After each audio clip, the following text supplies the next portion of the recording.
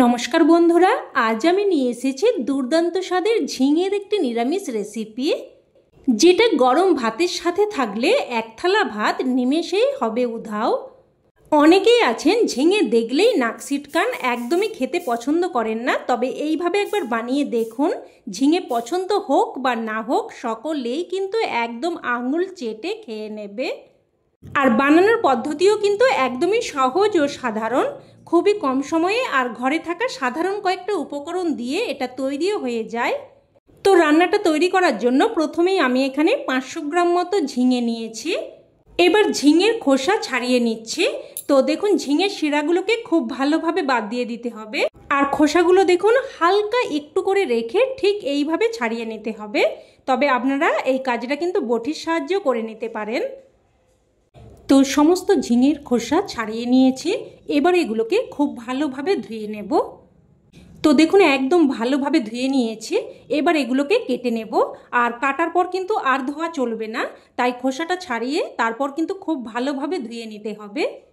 ঝিঙেগুলোকে এইরকম লম্বা মতো করে বড় বড় টুকরো করে কেটে নিচ্ছি। এবার এই ঝিঙের মধ্যে এইভাবে একটু করে কেটে দিচ্ছি, যাতে করে তেল মশলা ঝিঙের মধ্যে ভালোভাবে ঢোকে। তো সমস্ত ঝিঙেগুলোই আমি এইরকমভাবে রেডি করে নিয়েছি। এবার এগুলো একটা প্লেটের মধ্যে উঠিয়ে নিলাম। এবার এর মধ্যে অল্প একটু, প্রায় 1-3 চামচ মতো করে লবণ, হলুদ গুঁড়ো আর অল্প একটু লঙ্কার গুঁড়োও দিয়ে দিলাম। এবার দিয়ে দিচ্ছি 1 টেবিল চামচ মতো বেসন। এবার সব কিছু হাতের সাহায্যে খুব ভালোভাবে মেখে নেব। আর বন্ধুরা, আমি কিন্তু আমার চ্যানেলে এইরকম সহজ সাধারণ ঘরোয়া রান্না শেয়ার করে থাকি, তাই আপনারা যারা আমার চ্যানেলের নতুন বন্ধু আছেন তারা অবশ্যই চ্যানেলটিকে সাবস্ক্রাইব করে নেবেন। তো দেখুন সব কিছু খুব ভালোভাবে মেখে নিয়েছি। এবার এগুলোকে এইভাবে প্রায় 5 থেকে 7 মিনিট মতো রেখে দেব। আর এই সময় আমি এই রান্নার স্পেশাল মশলা তৈরি করে নেব। প্রথমে নিয়ে নিচ্ছি প্রায় 15-20টার মতো চীনাবাদামগুলোকে ভেজে দেখুন খোসা ছাড়িয়ে নিয়েছি। এবার সাথে দিয়ে দিলাম 1/2 চামচ মতো সাদা সর্ষে, 1/2 চামচ কালো সর্ষে আর 1 চামচ মতো সাদা তিল। আর দিয়ে দিচ্ছি 2টো কাঁচা লঙ্কা, তবে ঝালটা কিন্তু অবশ্যই আপনারা আপনাদের স্বাদ অনুযায়ী দিয়ে দেবেন। এবার মশলাটাকে আমি শিলেতে করে বেটে নিচ্ছি, তবে আপনারা চাইলে কিন্তু মিক্সার গ্রাইন্ডারে করেও বেটে নিতে পারেন। তো দেখুন মশলাটাকে আমি একদম মিহি করে বেটে নিয়েছি। এবার মশলাটা উঠিয়ে রাখছি। এবার গ্যাস অন করে কড়াই বসিয়ে এখানে দিয়ে দিলাম প্রায় 2 চামচ মতো সরষের তেল। তেলটাকে ভালোভাবে গরম করে নেব। তেলটাকে ভালোভাবে গরম করে নিয়ে এবার এর মধ্যে মেখে রাখা ঝিঙেগুলো দিয়ে দিচ্ছি।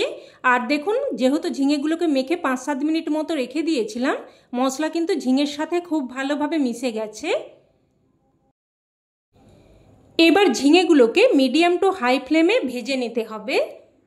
তো প্রথমে নাড়াচাড়া করে মিশিয়ে নিয়ে এইভাবে ছড়িয়ে দিলাম। এবার 2-1 মিনিট মতো অপেক্ষা করে তারপর ঝিঙেগুলোকে আবারও উল্টে দিতে হবে। আর এইভাবে প্রায় 4-5 মিনিট মতো সময় নিয়ে ঝিঙেগুলোকে উল্টে পাল্টে খুব সুন্দরভাবে লাল করে ভেজে নিতে হবে। তো দেখুন প্রায় কিন্তু 4-5 মিনিট মতো সময় নিয়ে ঝিঙেগুলোকে খুব সুন্দরভাবে উল্টে পাল্টে ভেজে নিয়েছি। দেখুন ঝিঙেগুলো খুব সুন্দরভাবে ভাজা হয়ে গেছে। আর অবশ্যই কিন্তু মিডিয়াম টু হাই ফ্লেমে ভাজবেন, একদমই কিন্তু লো ফ্লেমে ভাজবেন না, তাতে করে কিন্তু ঝিঙে থেকে জল বেরিয়ে যাবে। তো ঝিঙেগুলো উঠিয়ে নিলাম। উঠিয়ে নিয়ে এবার ওই তেলের মধ্যে দিয়ে দিলাম 1/2 চামচ মতো কালো জিরে আর একটা শুকনো লঙ্কা। ফোড়নটাকে কয়েক সেকেন্ড নাড়াচাড়া করে ভেজে নেব। ফোড়নটা ভেজে নিয়ে এবার এখানে দিয়ে দিচ্ছি টমেটো। এখানে একটা মিডিয়াম সাইজের টমেটোকে ছোট ছোট করে কেটে দিয়েছি। আর দিয়ে দিচ্ছি 1/2 চামচ মতো কোড়ানো আদা। এখানে প্রায় 1/2 ইঞ্চি মতো আদাকে গ্রেট করে দিয়েছি। তো নাড়াচাড়া করে আদা আর টমেটোটাকে ভেজে নেব, যাতে করে আদা আর টমেটোর কাঁচা গন্ধ চলে যায়। তো একটুক্ষণ নাড়াচাড়া করে ভেজে নিয়ে এবার এর মধ্যে আগে থেকে তৈরি করে রাখা বেটে রাখা মশলাটা দিয়ে দিচ্ছি। মশলার বাটি ধুয়ে অল্প একটু জলও দিয়ে দিচ্ছি। এবার দিয়ে দিচ্ছি অল্প একটু হলুদ গুঁড়ো আর অল্প একটু কাশ্মীরি লঙ্কার গুঁড়ো দিয়ে দিলাম, এতে করে তরকারির কালারটা সুন্দর আসবে, তবে ঝাল কিন্তু হবে না। আর এই সময় কিন্তু আমি স্বাদ অনুযায়ী লবণটাও দিয়ে দিচ্ছি। আর ঝিঙের মধ্যে কিন্তু অল্প লবণ দেয়া আছে, তো সেই অনুযায়ী লবণটা দিয়ে দিতে হবে। তো নাড়াচাড়া করে সব কিছু মিশিয়ে নিয়ে এবার মশলাটাকে ভালোভাবে কষিয়ে নিয়েছি। দেখুন মশলাটা সুন্দরভাবে কষানো হয়ে গেছে। এবার এর মধ্যে ভেজে রাখা ঝিঙেগুলো দিয়ে দিচ্ছি। আর থালাটা ধুয়ে অল্প একটু জলও দিয়ে দেব। সব কিছু নাড়াচাড়া করে আবারও ভালোভাবে মিশিয়ে নেব। মিশিয়ে নিয়ে আবারও একটা ঢাকনা দিয়ে দিয়ে মশলাটাকে সবজির সাথে ভালোভাবে কষিয়ে নেব। তো প্রায় 2-3 মিনিট ধরে ঢাকনা দিয়ে দিয়ে সবজির সাথে মশলাটাকে দেখুন বেশ ভালোভাবে কষিয়ে নিয়েছি। আর মশলা কিন্তু যতই ভালোভাবে কষাবেন রান্নার স্বাদ কিন্তু ততই বেড়ে যাবে। তো এবার এখানে দিয়ে দিচ্ছি 1 বাটি মতো গরম জল।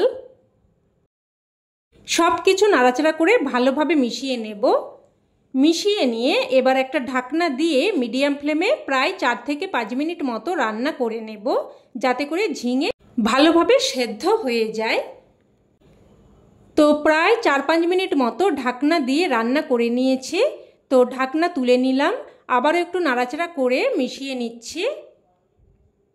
এবার দেখে নেব ঝিঙে ভালোভাবে সেদ্ধ হয়েছে কিনা। তো দেখুন আপনাদের কেটে দেখিয়ে দিচ্ছি, ঝিঙে একদম খুব সুন্দরভাবে সেদ্ধ হয়ে গেছে। এবার এখানে অল্প একটু চিনি দিয়ে দিচ্ছি, এতে করে স্বাদটা সুন্দরভাবে ব্যালেন্স হবে আর খেতেও কিন্তু খুবই ভালো লাগবে। তবে আপনারা রান্নাতে যদি একদমই চিনি অপছন্দ করেন সেক্ষেত্রে কিন্তু চিনিটা বাদও দিয়ে দিতে পারেন। তো চিনিটা দিয়ে ভালোভাবে মিশিয়ে নিয়ে এবার এখানে দিয়ে দিচ্ছি অল্প একটু গরম মশলার গুঁড়ো, আর দিয়ে দিচ্ছি 1/2 চামচ মতো ঘি। গরম মশলার গুঁড়ো আর ঘিটা দিয়ে ভালোভাবে মিশিয়ে নেব। বন্ধুরা আপনাদের কাছে অনুরোধ রইল এইভাবে এই রান্নাটা কিন্তু অবশ্যই একবার হলেও বানিয়ে দেখবেন। খেতে ভীষণই টেস্টি হয়, একবার খেলে রোজ বানাতে ইচ্ছে করবে। তো গরম মশলার গুঁড়ো আর ঘিটা দিয়ে মিশিয়ে নিয়ে তারপর গ্যাসের ফ্লেম বন্ধ করে একটা ঢাকনা দিয়ে স্ট্যান্ডিং টাইমে রেখে দিয়েছিলাম। আর এখন রান্না কিন্তু একদম তৈরি। এবার এটা গরমাগরম ভাতের সাথে পরিবেশন করুন, খেতে কিন্তু জাস্ট ফাটাফাটি লাগে। তবে আমার কথাই নয়, অবশ্যই আপনারাও এইভাবে একবার বানিয়ে দেখুন, না হলে কিন্তু এর স্বাদ আপনারা বুঝতেই পারবেন না। তো রেসিপি কেমন লাগলো অবশ্যই কমেন্টে জানাবেন, আর ভালো লেগে থাকলে প্লিজ একটা লাইক দিয়ে দেবেন, আর চাইলে অন্যান্য বন্ধুবান্ধবদের সাথে শেয়ারও করতে পারেন। তো আজ এই অবধি, আবারও অন্য কোনো রেসিপিতে দেখা হবে। ততক্ষণে সকলে ভালো থাকবেন, সুস্থ থাকবেন, আর সকলকে ধন্যবাদ।